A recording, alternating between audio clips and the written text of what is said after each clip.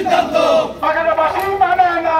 সিসির সিদ্ধান্ত মানবো না।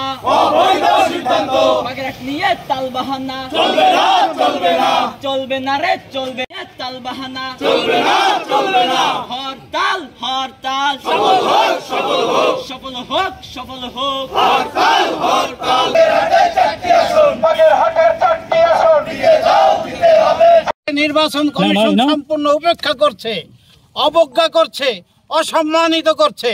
আমরা তার প্রতিবাদ জানাচ্ছি, আমরা তার তীব্র প্রতিবাদ এবং নিন্দা জানাচ্ছি।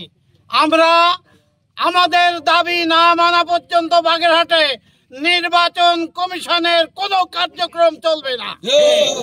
আমরা বাগেরহাটের মানুষ নির্বাচন কমিশন যে ধৃষ্টতা আমাদের সাথে দেখাচ্ছে, জনমত উপেক্ষা করে যে বক্তব্য কালকেও দিয়েছে, আমরা তার প্রতিবাদ জানাচ্ছি এবং বাগেরহাটের মাটি মানুষের দাবি মেনে নেওয়ার জন্য জোর দাবি জানাচ্ছি।